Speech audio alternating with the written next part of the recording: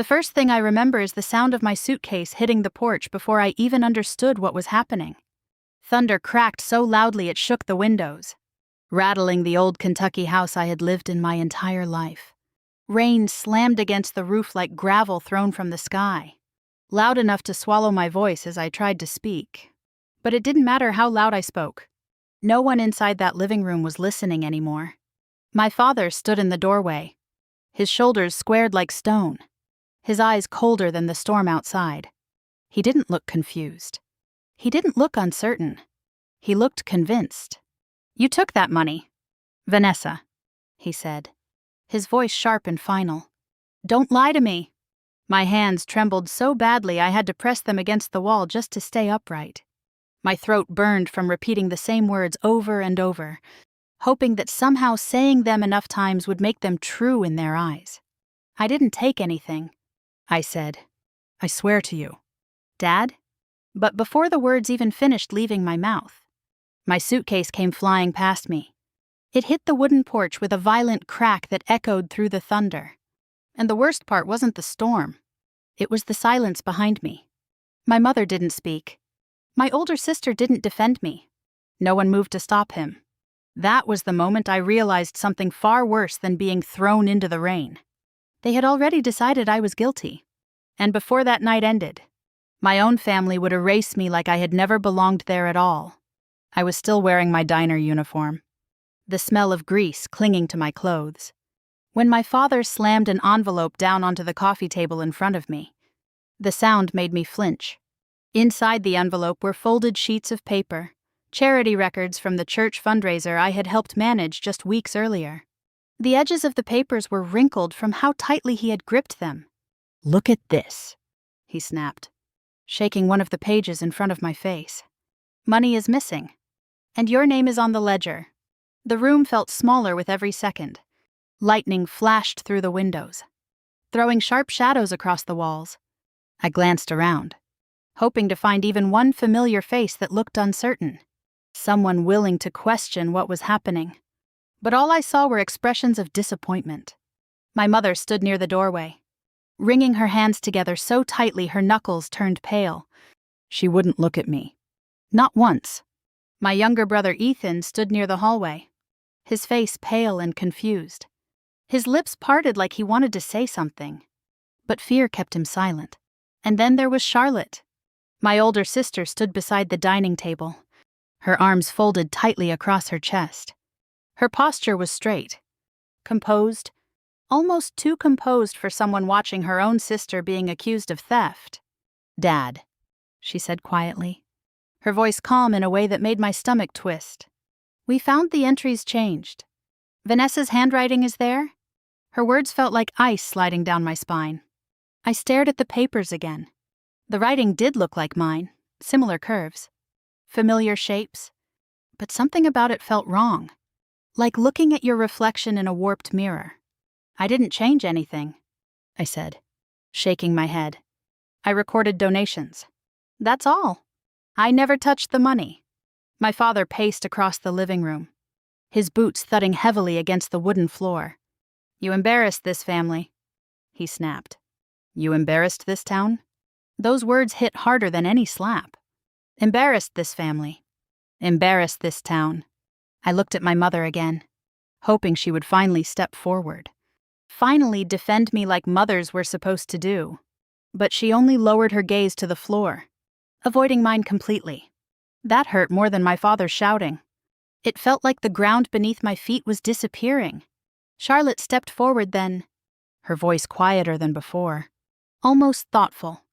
"Maybe this is the only way to protect everything," she murmured. I turned toward her sharply. "What does that mean?" I asked, but she didn't answer. Instead, she looked away, her eyes sliding toward my father before dropping to the floor. That single movement made something cold settle deep inside my chest. "Protect everything." "Protect what?"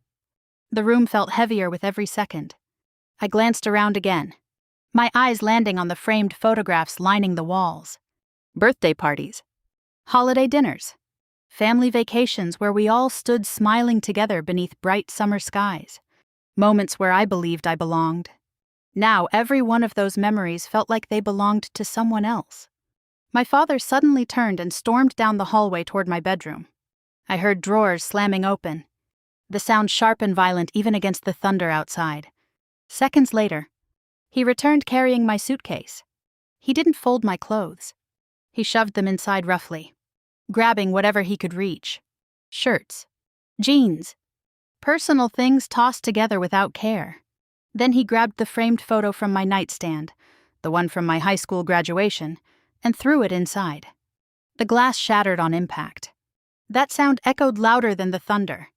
"You don't live here anymore," he said flatly.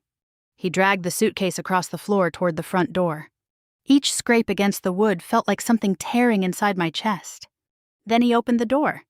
The storm roared into the house instantly, wind pushing rain across the floor in sharp bursts.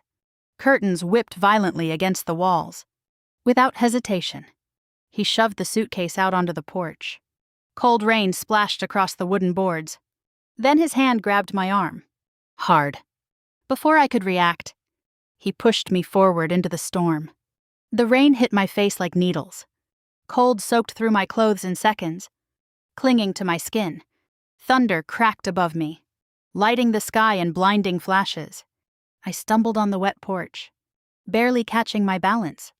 For a moment, I hoped someone would stop him. I turned back toward the open doorway.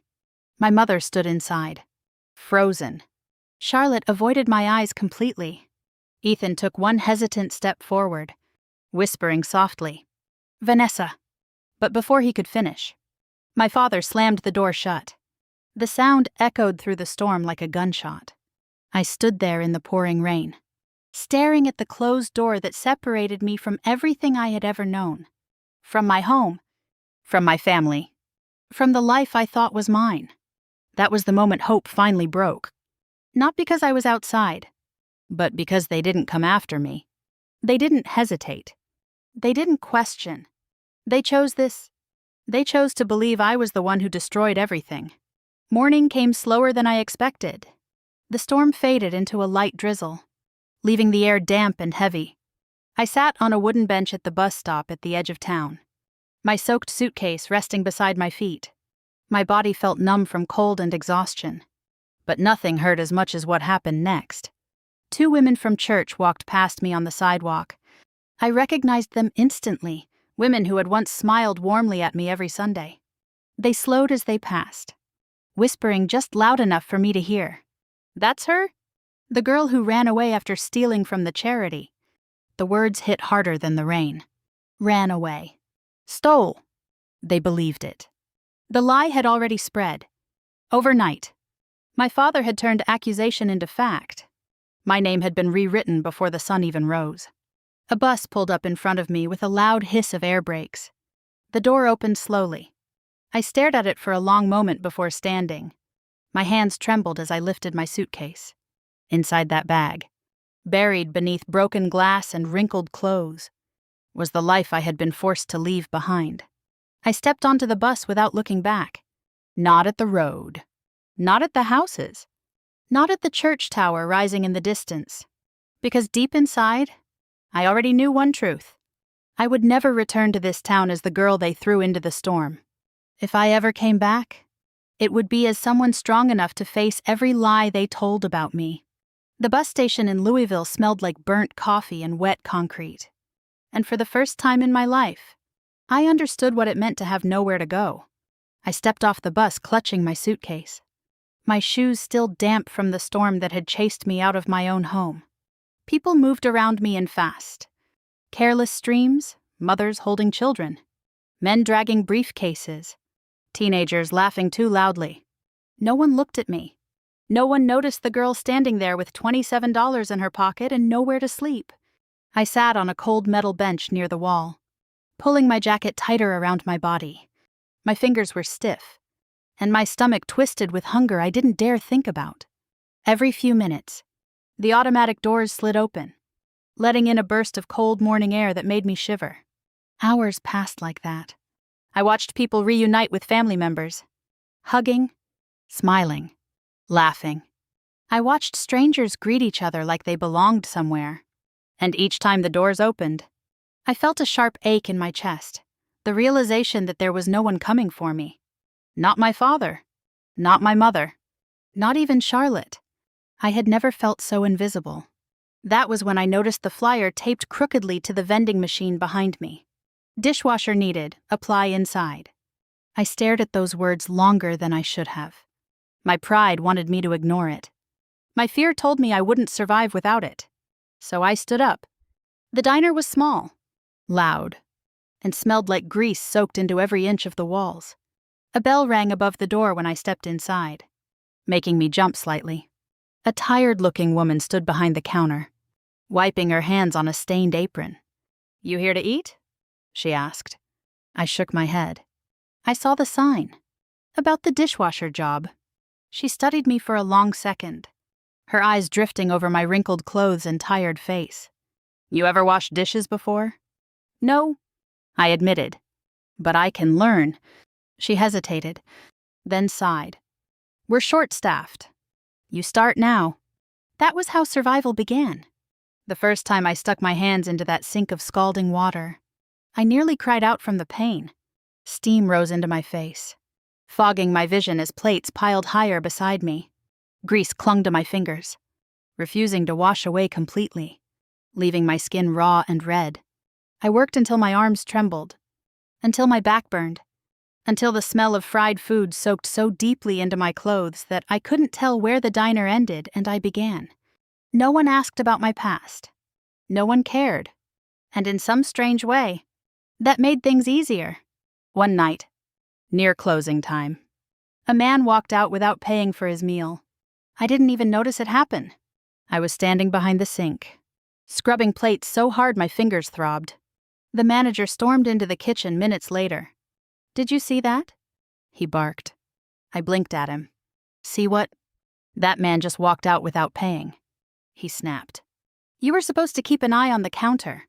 My chest tightened immediately. "I was washing dishes," I said quietly. "That's not my station." He stepped closer, his face hard with irritation. "If you want to keep this job," he said. "You don't argue." The words felt too familiar, like echoes from another room. Another voice. "You embarrassed this family? You embarrassed this town." My throat tightened, but I didn't respond. I lowered my gaze and returned to scrubbing plates. That night, I learned something important. Fairness didn't matter when survival was at stake. Silence kept you fed. Silence kept you employed. But silence also planted something deeper inside me, a quiet determination I didn't yet understand. Months passed in a blur of exhaustion. Morning shifts at the diner. Night shifts cleaning offices downtown. Sleep became a luxury I rarely experienced. Some nights, I barely closed my eyes before my alarm dragged me back into motion.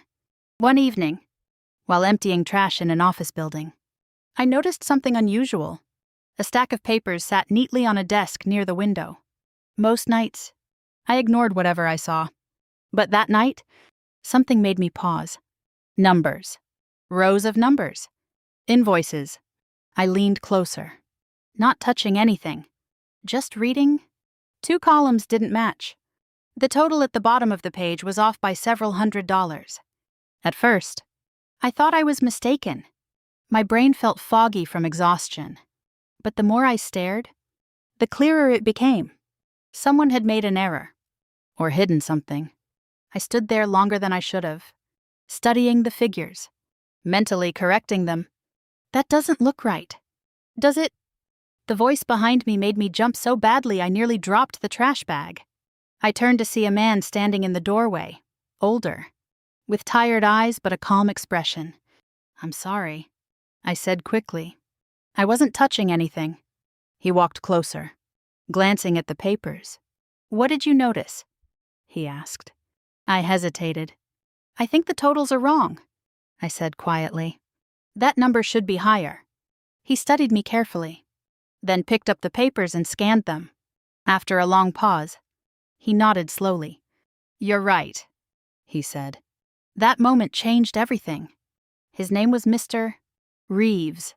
He managed the office I cleaned every night. Instead of scolding me, He tested me.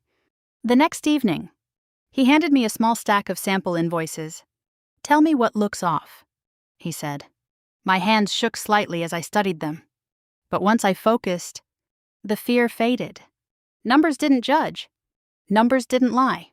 I spotted a duplicate payment hidden deep inside the list. "Mr. Reeves leaned back in his chair, eyebrows lifting in surprise. "You see patterns most people miss," he said. No one had ever said anything like that to me before. Not my teachers. Not my family. Not even Charlotte. For the first time since the night I was thrown into the storm, someone looked at me and saw value instead of failure. That was when he suggested something that terrified me. Night classes. Community college. "You're wasting your potential," he told me. "You've got a sharp mind. Use it." I almost laughed when he said it. College felt like something meant for other people. People with stable families and clean reputations. Not girls accused of theft and forced onto buses before sunrise. But something inside me refused to stay small anymore. So I enrolled. The first night I sat in that classroom, my heart pounded so loudly I could barely hear the instructor speaking. I chose the seat farthest in the back, hoping no one would notice me. During the first exam, my hands trembled just like they had in my father's living room. For a moment, fear nearly swallowed me whole. But then something unexpected happened. The numbers began to calm me. They lined up neatly across the page. Logical and predictable. They didn't whisper lies. They didn't twist stories. They simply existed. And for the first time in years, I felt steady. Months turned into years. I learned accounting, risk management, fraud detection, skills I never imagined understanding. Each class built confidence I didn't know I was capable of feeling. One day, during a temporary office job, the company discovered money missing from its supply budget. Whispers spread quickly through the building. Suspicion floated from desk to desk. And suddenly, I felt that familiar fear creeping back. The same dread I felt years ago when accusations filled my parents' living room. But this time, I didn't freeze. I stepped forward. "I can check the records," I offered. My voice sounded stronger than I expected. Hours later, I found it. A vendor charging twice for the same shipment. Fraud hidden in plain sight. When management confirmed my discovery, something shifted inside me. For the first time in my life, I wasn't the one being blamed. I was the one clearing someone else's name. Years passed after that. Promotion after promotion. New certifications. New responsibilities. Until one day, standing inside a small office with my name printed on the glass door, I realized something that made my chest tighten. I had built something of my own. A consulting firm. A career based on uncovering lies. Protecting businesses from fraud. Saving others from the kind of deception that once destroyed my life. But even then, one piece of my past refused to disappear. Late one night, alone in my apartment, I pulled a storage box from the back of my closet. Inside were the fragments of the girl I used to be. Old family photographs. A bus ticket from the night I left town. And the newspaper clipping that still carried my shame. Local charity funds missing. Teen volunteer suspected. I stared at that headline until the words blurred. Even after all those years, the accusation still echoed inside me, still whispered in corners of memory, still followed me in ways no success could erase. I folded the newspaper carefully and placed it back into the box.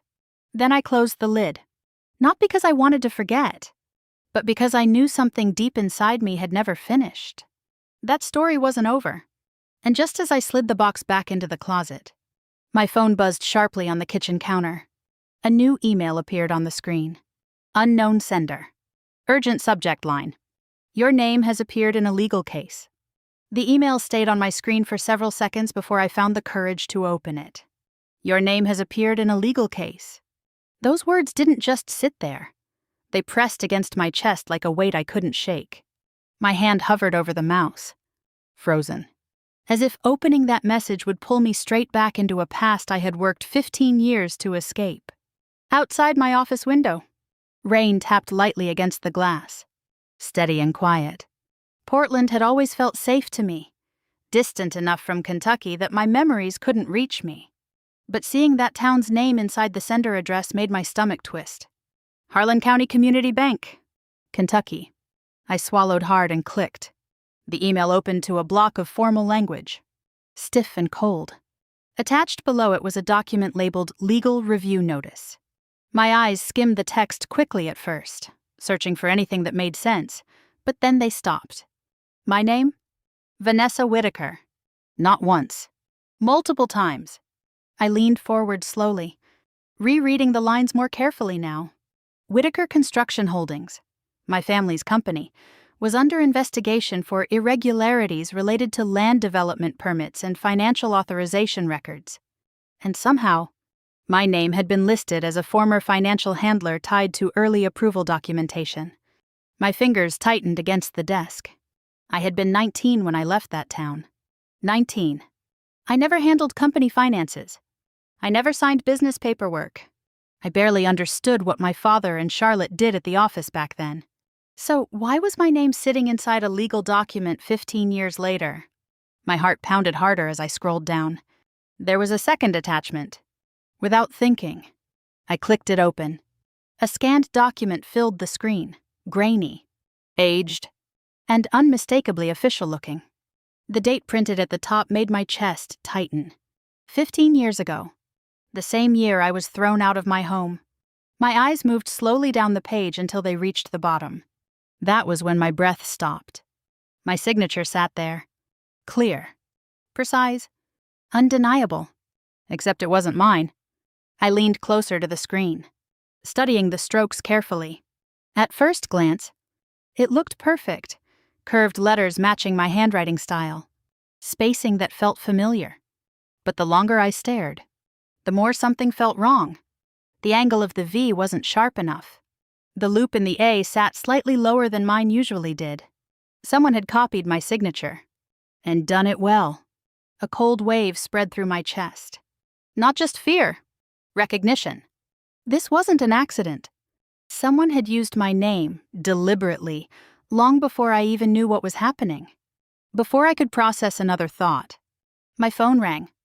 The number flashing across the screen carried a Kentucky area code. I stared at it for 2 rings. 3, 4, then answered. Hello. A man's voice responded immediately, calm, formal, cautious. Ms. Whitaker. This is Leonard Briggs from Harlan County Community Bank. I'm calling regarding the legal notice you received. My grip tightened around the phone. Yes, I said slowly. I received it. We are currently conducting a compliance review involving Whitaker Construction, he explained. Your name appears on several authorization forms tied to early project approvals. My jaw tightened. I never signed those forms. I said. Silence followed. A brief pause that felt heavier than words. That may be exactly why we need your cooperation, he replied carefully. If fraudulent authorization occurred under your name, you could be at risk of legal exposure unless we verify your involvement. Legal exposure. The phrase echoed in my head like thunder. Not just accusation, not just memory. Real consequences. I leaned back in my chair, staring at the ceiling while he continued explaining timelines, document reviews, and potential legal outcomes. Each word pushed me deeper into a reality I didn't want to face.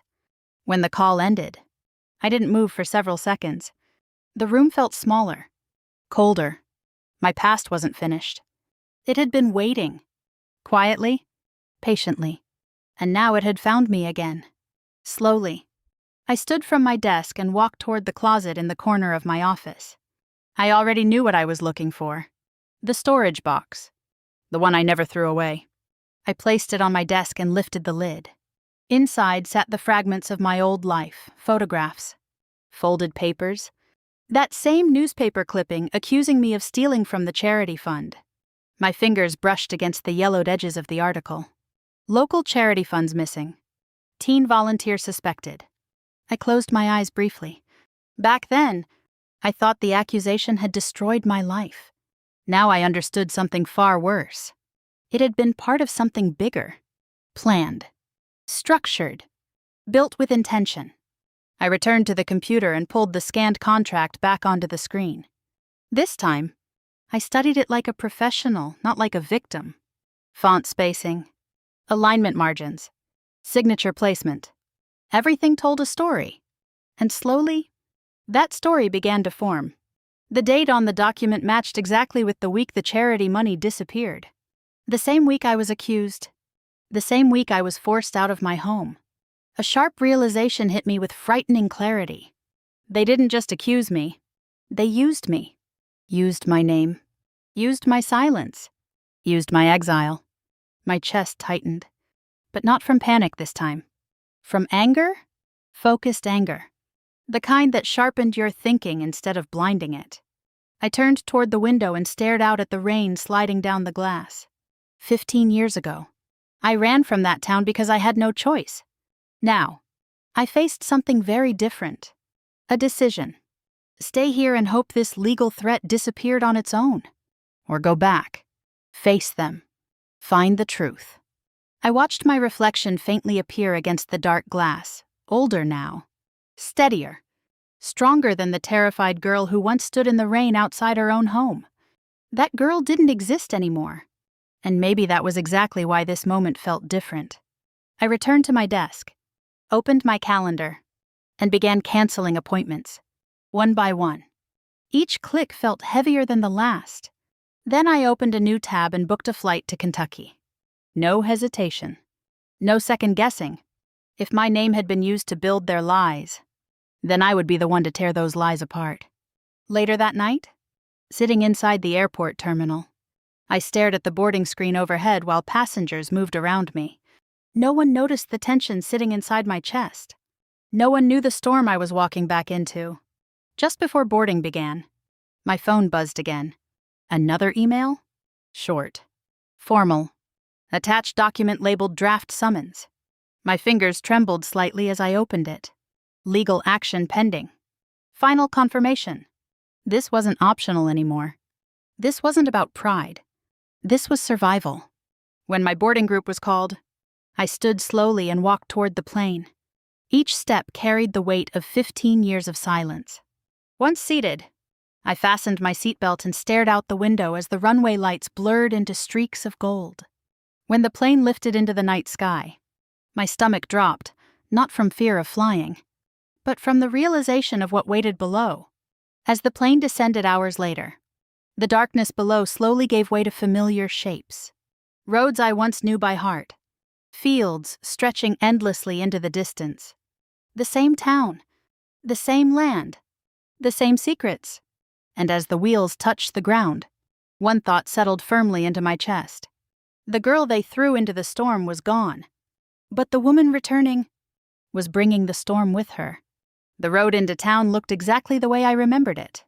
And somehow that made everything feel worse. Fields stretched endlessly on both sides of the highway, broken only by weathered fences and rusted mailboxes leaning at crooked angles. I gripped the steering wheel tighter than necessary, my knuckles pale as familiar landmarks came into view one by one.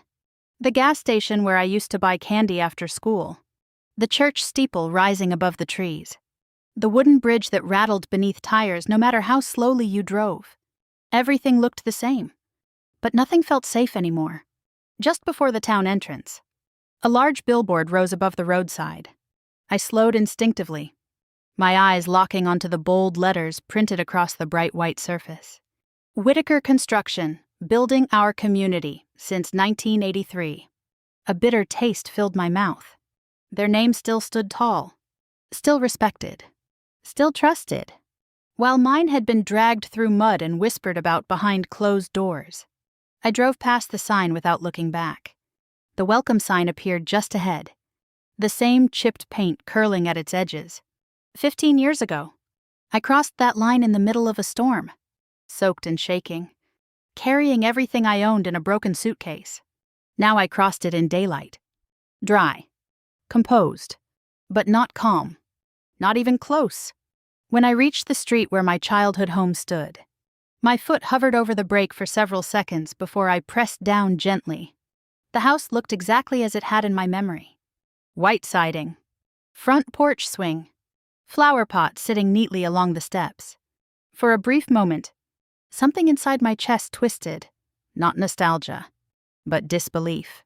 Time had moved forward everywhere else in my life, yet this house remained frozen like nothing had ever happened. I parked across the street and sat there without moving, watching, listening, waiting. Then I noticed something small, something missing. Beside the front door, there used to be a wooden nameplate my father installed when we were children. Each of our names had been carved into it, mine included. Now it was gone. Only faint marks remained where screws once held it in place. A hollow feeling spread through my chest. They didn't just throw me out. They erased me. Slowly, I stepped out of the car. Gravel crunched beneath my shoes as I walked toward the porch. The air smelled faintly of cut grass and dust. The same scent that used to cling to summer evenings when I sat outside doing homework while my mother watered flowers. Now that memory felt like it belonged to someone else. I climbed the porch steps one at a time. Before my hand even reached the door, it opened. My father stood there. Older.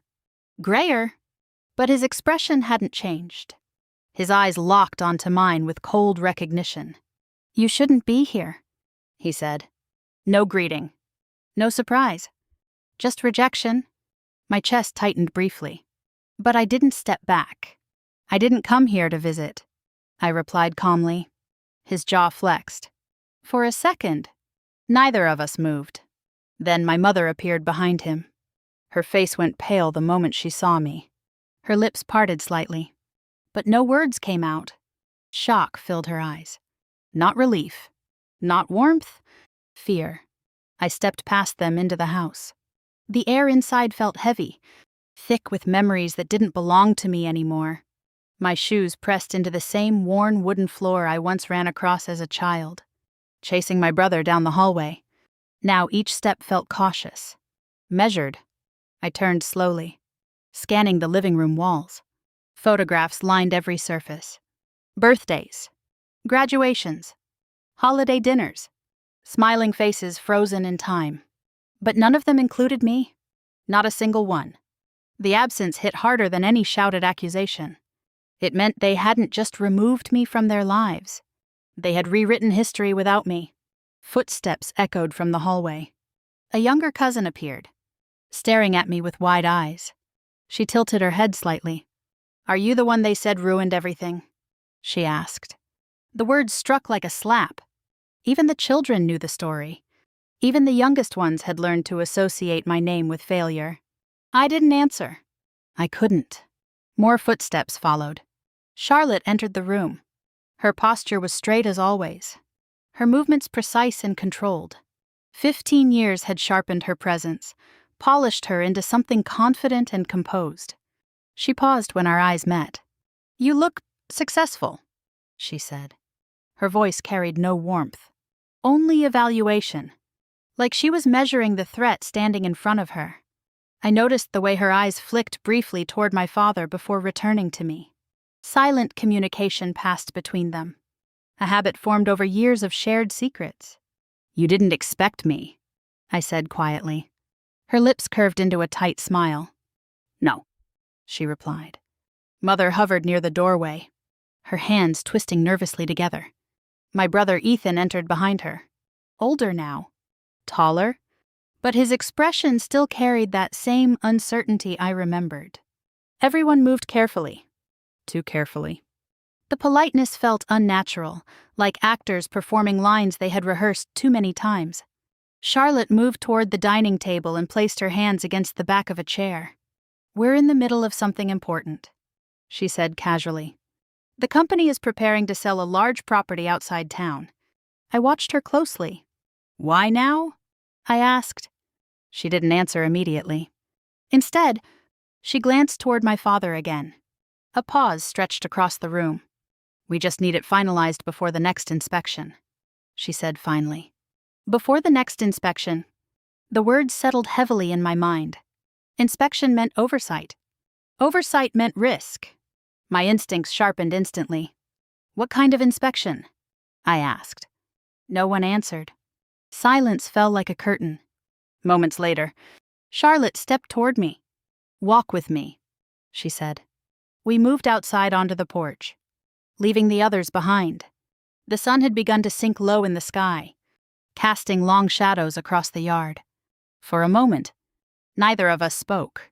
Then Charlotte leaned slightly closer. "You shouldn't have come back," she said quietly.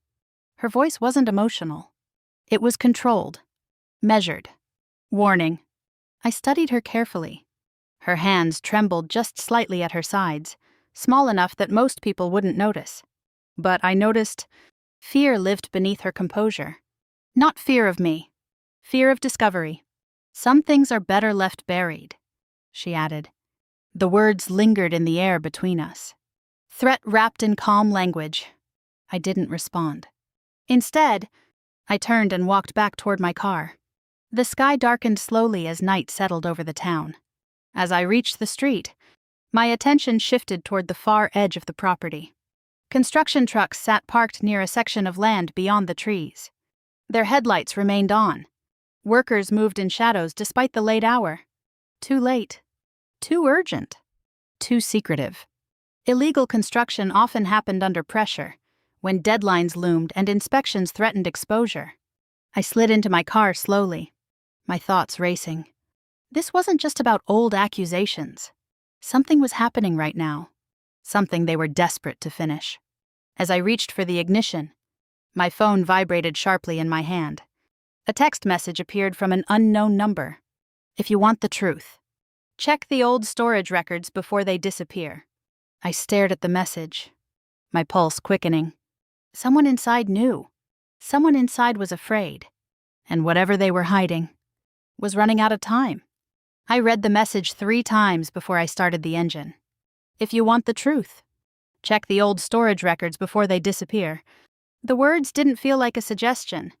They felt like a warning, urgent, quiet, and dangerous. A second message arrived before I even shifted the car into drive. An address followed. Then another line. "They're clearing files this week." My pulse quickened. Someone inside the company was helping me. But that also meant someone inside was scared. I drove across town slowly, memorizing every turn the GPS directed me to take. The address led me behind the main Whitaker construction office, past rows of heavy equipment and stacks of concrete pipes that looked abandoned under the gray morning sky. At the edge of the property stood a smaller metal building, older than the rest. Paint peeling from its sides. Storage. I parked near the entrance and stepped out, scanning the area carefully. The air smelled like dust and wet earth. A cold breeze moved through the open yard, carrying the faint clatter of machinery from somewhere in the distance. Inside, the building felt colder than outside. Metal shelves lined the walls from floor to ceiling, filled with labeled boxes stacked in neat rows. Fluorescent lights buzzed faintly overhead, casting a dull white glow across the narrow aisles. A clerk sat at a desk near the entrance, flipping through papers without looking up. "Sign in," he muttered. "No questions. No curiosity." That alone made my chest tighten. People who ignored things too easily were usually told to do exactly that. I wrote my name carefully on the log sheet and walked deeper into the storage room. Each step stirred faint dust from the floor. Boxes surrounded me on every side, labeled with years, project names, permit numbers. My fingers brushed across cardboard edges as I moved down the aisles slowly. Permits, contracts, donations, land acquisitions. Then I saw it. Community Development, Year 15. The same year I was forced out of my home. My breath slowed as I pulled the box from the shelf. It felt heavier than I expected, forcing me to brace it against my hip before lowering it onto a nearby table. For a second, I hesitated. Opening that box felt like opening the past. But I lifted the lid anyway. Inside were neatly stacked files, folders labeled in careful handwriting. The smell of old paper filled the air as I picked up the first one. My fingers trembled slightly as I opened it. Rows of handwritten entries filled the pages. Donation logs, dates, amounts, names. Then I saw it.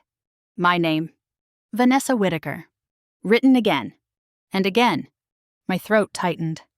The handwriting looked like mine, similar curves, familiar strokes, but something about it felt off.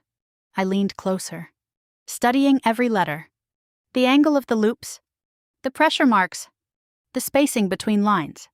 And suddenly I saw it clearly. Not mine. Imitated. Carefully copied. Someone had studied my handwriting long enough to recreate it, almost perfectly. But not perfectly enough. A cold wave of anger slid through my chest. For years. I questioned myself. Wondered if memory failed. Wondered if fear had confused the details. Now the truth sat right in front of me. Forgery. I pulled my phone from my pocket and began photographing every page. Careful to capture each detail. Page after page. Proof stacking quietly in my hands. As I flipped through more files, another detail caught my attention. Construction permits. Large-scale development. Location coordinates tied to land outside town limits. My pulse quickened. I recognized the property description. The same land Charlotte mentioned selling. But something didn't match. Permit approval dates appeared months before required inspection signatures. Illegal approval. Unauthorized construction. My fingers moved faster now. Flipping pages. Then I saw another name appear repeatedly across the documents. Charlotte Whitaker. Her signature appeared beside approval authorizations. Consistent. Controlled. Everywhere. That was when I heard footsteps behind me. Slow. Careful. I turned sharply, heart pounding. An older man stood at the end of the aisle, his face partially shadowed beneath the dim lights. For a second, I didn't recognize him. Then memory clicked into place. Caleb Norton, the company accountant from years ago. Older now. Grayer. But unmistakable. "You shouldn't be here during daylight," he said quietly. His voice carried urgency, not hostility. Recognition. "You sent the message," I said. He nodded once. Quick, subtle. "Yes," he whispered. "And you don't have much time." He stepped closer, glancing around cautiously. "They're moving files out before the next inspection," he continued. "Anything tied to early project approvals." My chest tightened. "What project?" I asked. He studied my face for a long second before answering. "The Ridgeview development," he said. "It was approved before inspection clearance. Charlotte pushed it through anyway." The words settled heavily in my chest. "What does that have to do with me?" I asked. He exhaled slowly. "When accounting gaps appeared, someone needed blame," he said. "You were young, visible, connected to donation logs." A hollow feeling spread through my stomach. "You made the perfect scapegoat." The word landed like a stone. Scapegoat. Not mistake. Not suspicion. Strategy. "And my father?" I asked quietly. Caleb hesitated. He suspected inconsistencies, he admitted. But he stayed quiet. My chest tightened painfully. Silence. Protection. Reputation over truth. Caleb reached into his jacket and pulled out a sealed envelope. "I kept copies," he said. "Just in case." My fingers trembled slightly as I took it. Inside were printed emails, internal messages dated years ago. I opened the first one. Charlotte Whitaker, sender. Construction manager, recipient. My eyes scanned the text quickly. Instructions. Short. Precise. Alter donation records. Remove Vanessa from certain approval lists. Then one line froze everything inside me. Make sure Vanessa takes the fall if auditors ask. The words blurred for a second as my vision tightened. Not suspicion. Not accident. Intent. Deliberate. Planned. Every piece of my life, every whispered accusation, built from that single decision. I photographed the emails quickly, my hands steady despite the storm inside my chest. This wasn't revenge anymore. This was survival. Outside the storage building, the late afternoon sun hung low in the sky. I stepped into the parking lot, clutching the envelope tightly against my chest. That was when I noticed movement. Company trucks pulling in, workers unloading boxes, files being carried quickly toward waiting vehicles. Too fast. Too organized. Evidence disappearing. Time shrinking. I slid into my car and spread the documents across the passenger seat. Charlotte's signature stared back at me. Bold. Confident. Unapologetic. My phone vibrated suddenly. A new message appeared on the screen. From Charlotte. We need to talk.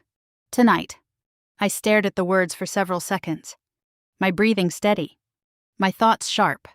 She didn't know how much I had already seen. She didn't know how much truth I was holding. But tonight, she was about to find out. Charlotte's message stayed on my phone screen long after the sun went down.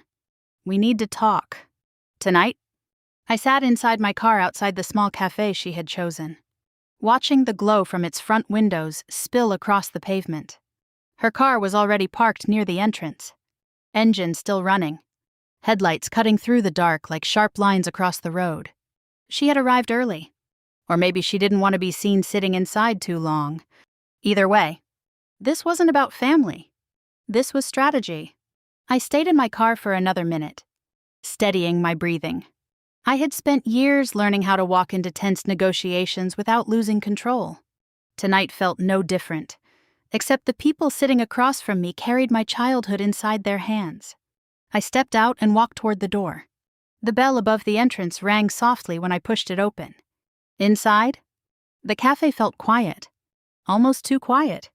A few customers sat scattered at tables, heads lowered over their meals. The lights were dim, casting long shadows along the walls.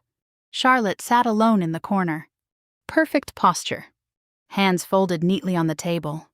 Her face turned toward me as I approached. She stood immediately, offering a tight smile that never reached her eyes. "You look well," she said. Not warm, not welcoming, measured. I noticed the way her gaze shifted briefly to the side instead of meeting mine fully. A small movement, but enough to tell me she wasn't comfortable. I sat across from her without responding. For a moment, neither of us spoke. The distance between us felt heavier than the years we had spent apart. "You didn't have to come back," Charlotte said finally. Her voice was calm, but something sharp lingered beneath it.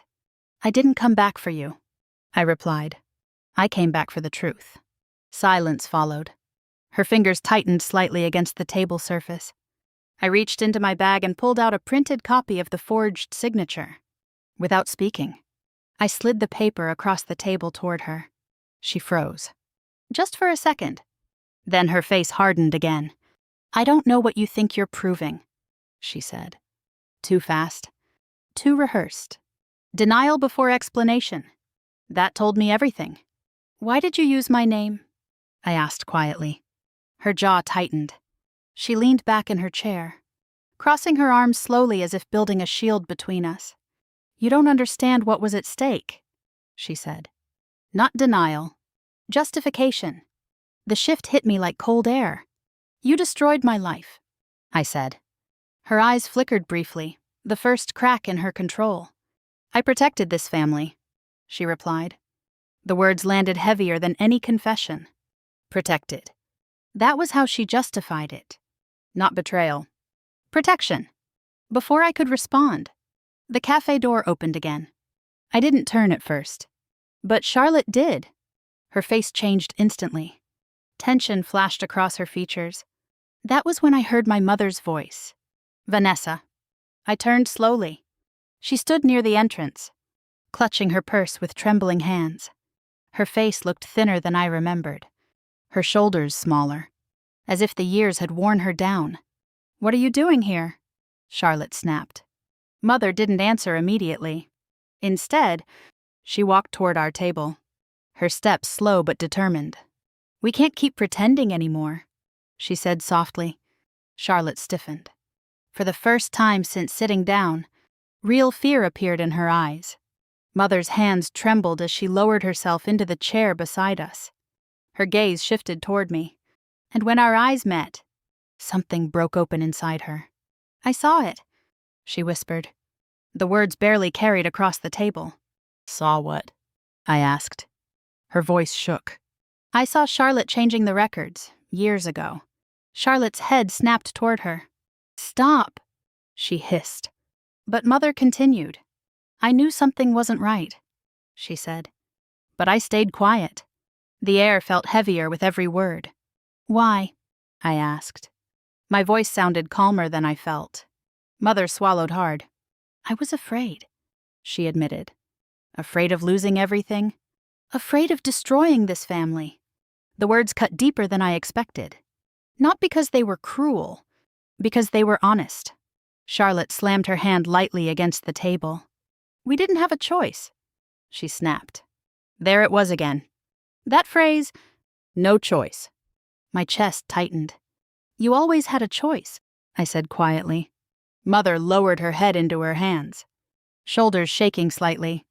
"I thought it would pass," she whispered. "I thought the truth would never come out."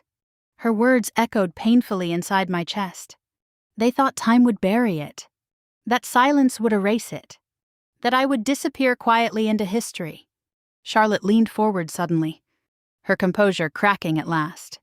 "I did what had to be done to save the project," she said. The words slipped out before she could stop them. Save the project. Not protect the family. Not protect me. The project. Everything traced back to that land. That illegal approval. That risk she refused to admit. "You didn't save anything," I said calmly.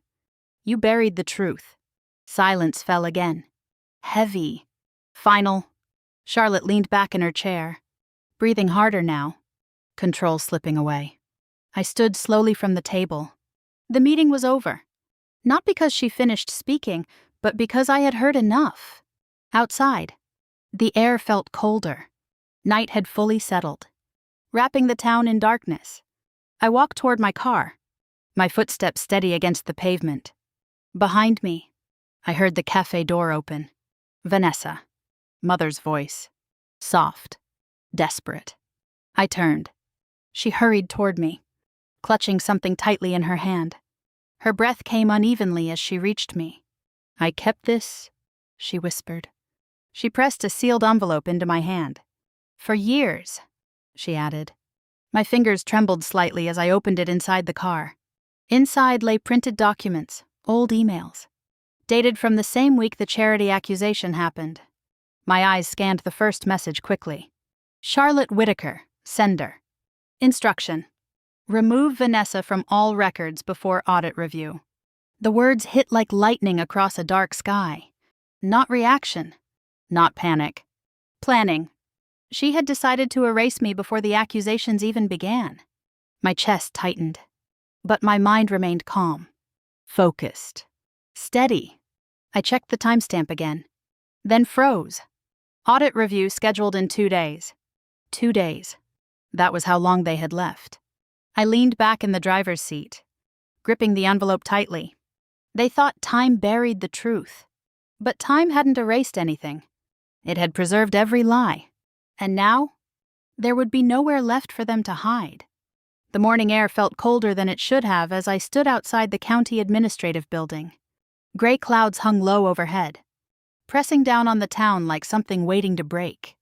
I tightened my grip on the leather folder in my hands, feeling the edges of the documents inside, every page carefully organized, every detail prepared. 15 years ago, I stood outside my own house in the rain with nothing. Today, I stood outside this building carrying the truth. Whitaker construction trucks lined the curb nearby, their logos printed boldly across the doors. Seeing that name again stirred something deep inside me. Not fear this time, but resolve. They were already inside, waiting, or maybe bracing. I took a slow breath and pushed open the glass doors. Inside, fluorescent lights hummed faintly overhead. The hallway smelled like old carpet and paperwork, the scent of places where decisions changed lives. A clerk directed me toward a conference room at the end of the hall. When I reached the doorway, I paused for half a second, then stepped inside. The room felt tight despite its size. A long table stretched across the center, covered in stacks of files and folders. Several officials sat on one side, a bank compliance officer, a city permit inspector, and a legal representative reviewing notes carefully. Across from them sat my family. Charlotte, my father, my mother, Seeing them all together in that room twisted something deep inside my chest. But I forced myself to remain steady.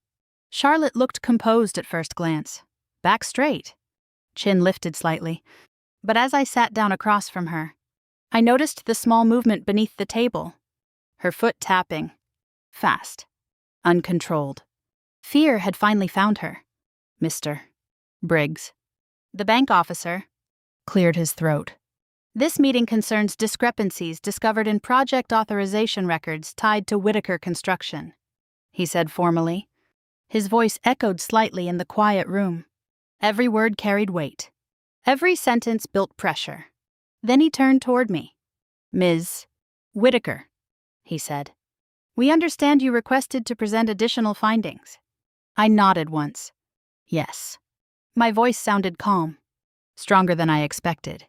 I placed my folder on the table and opened it slowly, spreading the documents across the surface in neat order. Step by step. No rushing. No hesitation. This timeline begins 15 years ago, I said, pointing to the first set of records. Donation logs were altered shortly before funds were reported missing. The room grew quieter. I continued. These changes occurred before construction permits were approved for the Ridgeview development. I slid another set of documents forward.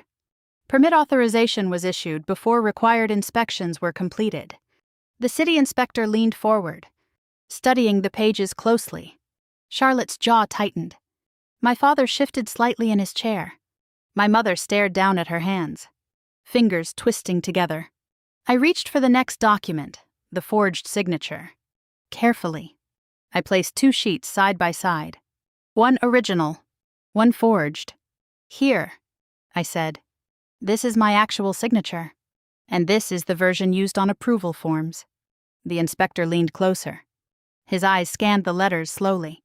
Spacing differences. I continued. Stroke pressure variations. Alignment inconsistencies. He nodded once. Slow. Deliberate.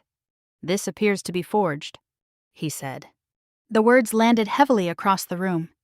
My father inhaled sharply. Charlotte remained silent, but her fingers curled tightly against the table surface. I reached into the folder again and removed the printed emails. These internal communications were recovered from archived company files, I said. I unfolded the first page and read aloud. Remove Vanessa from all records before audit review. My voice remained steady, even as the words tightened something deep inside my chest. Then I read the next line. Make sure Vanessa takes the fall if auditors ask. Silence followed. Heavy. Unavoidable. My mother's breath caught audibly. Tears slipped down her cheeks as she lowered her head. Charlotte leaned forward suddenly. You're twisting things, she said sharply. But her voice lacked confidence. It sounded strained. Desperate. Mr. Briggs turned toward her. Ms. Whitaker, he said. Can you explain these instructions? Charlotte opened her mouth, closed it, opened it again. Her composure cracked. We didn't have a choice, she said finally, her voice rising. The words echoed against the walls. What do you mean by that? The legal representative asked. Charlotte's breathing quickened. The project would have failed, she snapped. Investors were pulling out. We needed approval to keep construction moving. Her words spilled faster now. Uncontrolled. We delayed inspections, she continued. Adjusted records. It was temporary. Temporary. The word hung in the air like smoke. And Vanessa, the inspector asked. Charlotte hesitated. For one long second, she said nothing. Then her voice dropped. She was already connected to the donation logs, she admitted quietly. It made sense. Made sense. The room fell silent again. Complete. Final. My father lowered his head into his hands. My mother sobbed quietly beside him. Officials began writing notes rapidly, pens moving across paper like small thunderclaps. Charlotte leaned back in her chair, her shoulders slumping for the first time. Control had slipped completely from her grasp. The inspector spoke again. Based on this testimony, Whitaker Construction will be placed under full investigation. All related projects are suspended pending review. Shock rippled across the table. Even my father looked stunned. The weight of consequences had finally arrived. I sat there quietly, watching the collapse unfold. Not celebrating, not smiling, just observing, because this wasn't revenge. It was truth.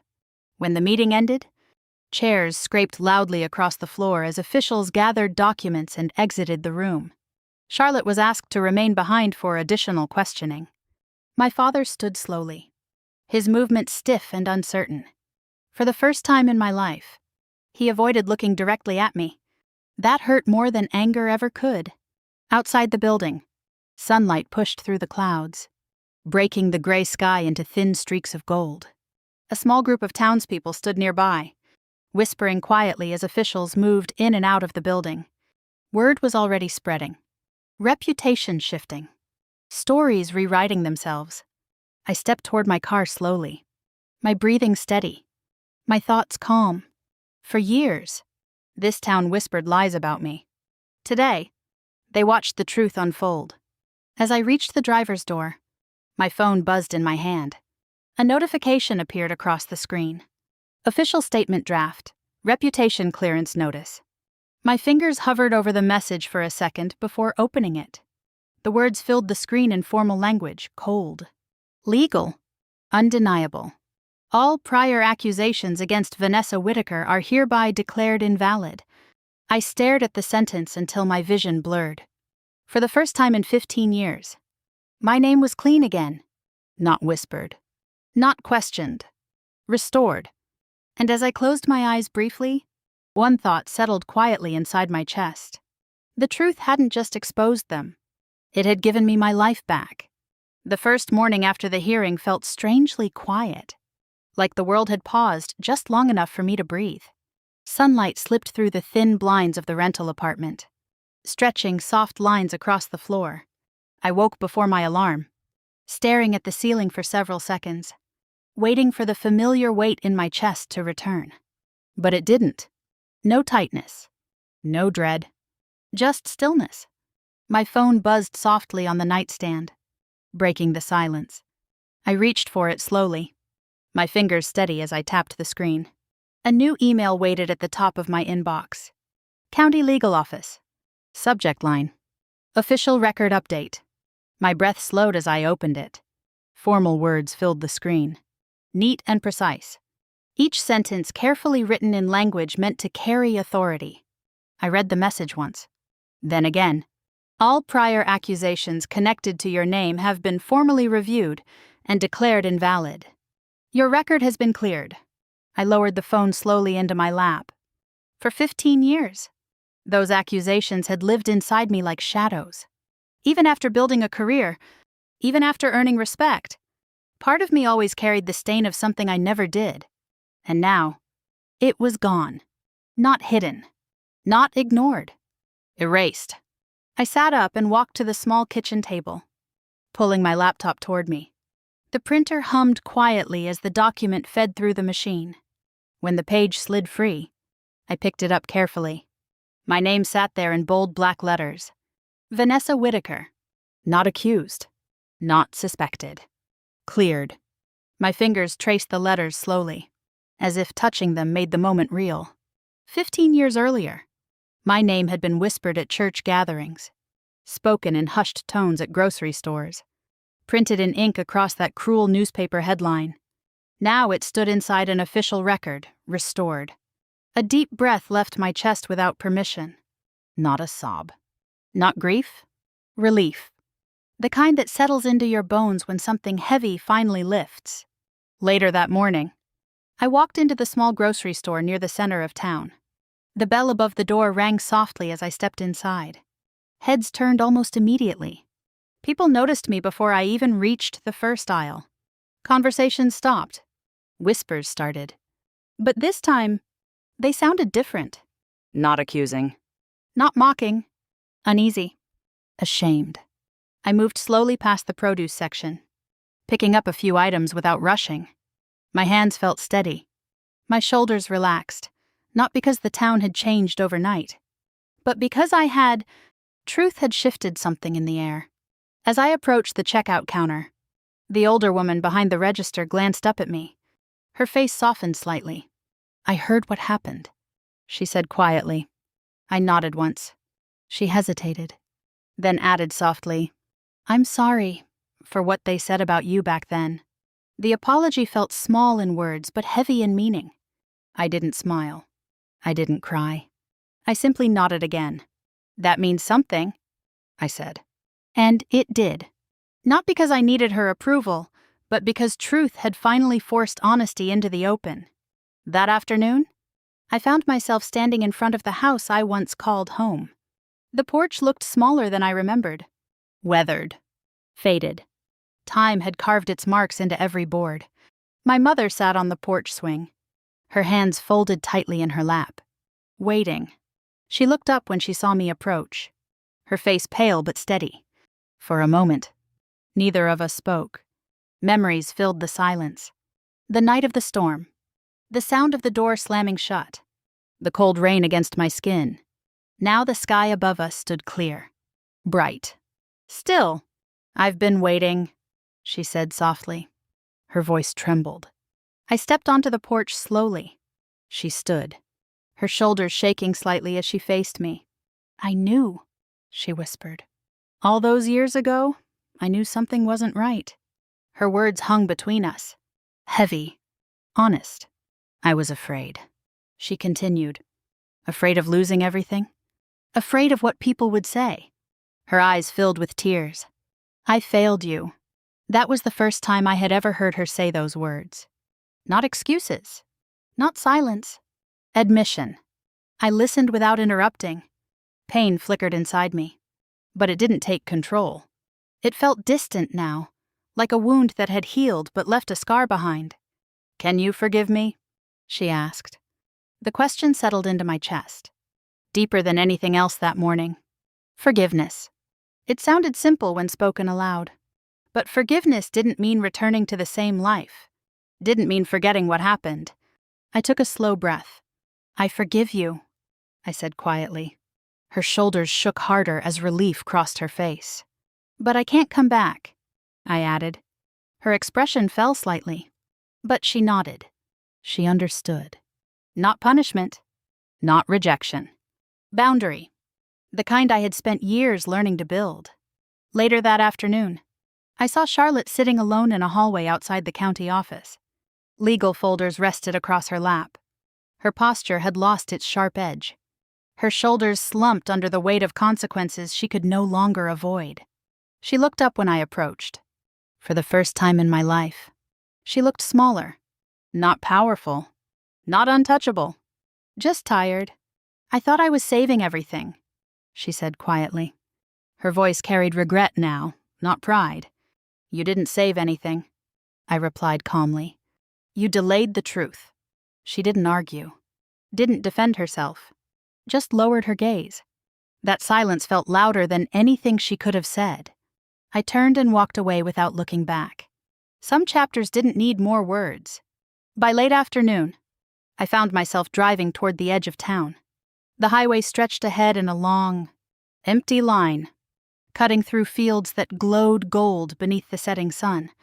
I slowed near the town exit sign, the same one I passed 15 years ago. That night, I left soaked, shaking, carrying fear like a second skin. Now, I sat inside a quiet car, steady and strong, holding nothing but truth. I reached into my bag and pulled out the folded newspaper clipping I had carried all these years. Local charity funds missing. Teen volunteer suspected. The headline stared back at me. Cruel. False. Powerful. For years, it defined how people saw me. Defined how I saw myself. I studied the paper one last time, then tore it slowly down the middle. Not violently. Not angrily. Deliberately. One piece at a time. The sound of tearing paper echoed softly inside the car. Past released. Memory reclaimed. I dropped the torn pieces into a small trash bag and closed it firmly. Then I placed both hands on the steering wheel and drove forward. The road stretched wide beneath the fading sunlight, the sky shifting into soft shades of orange and purple. For the first time in years, my future didn't feel tied to my past. It felt open, free. As the town disappeared behind me, I thought about everything that had happened, the storm that forced me out, the years spent rebuilding, the truth that finally surfaced when no one expected it. Sometimes betrayal doesn't destroy you. Sometimes it shapes you into someone stronger than you ever imagined becoming. Sometimes losing everything is what teaches you how to build something real. And if you've ever been blamed for something you didn't do, if you've ever been pushed out of a place that was supposed to feel like home, if you've ever had to start over with nothing but determination and hope, then you understand what it means to fight for your name, to fight for your dignity, to refuse to stay silent when the truth matters. If this story reminded you of your own journey, or someone you love, share your thoughts in the comments. Tell me, have you ever had to rebuild your life after betrayal? Because stories like this don't just belong to one person. They belong to everyone who refuses to stay broken. And if you believe that truth matters, if you believe that strength grows from the hardest moments, stay here with me. Subscribe to the channel. There are more stories ahead, stories about justice, resilience, and finding the courage to stand tall even when the world tries to push you down. Because sometimes, the strongest revenge is living a life they never thought you could build.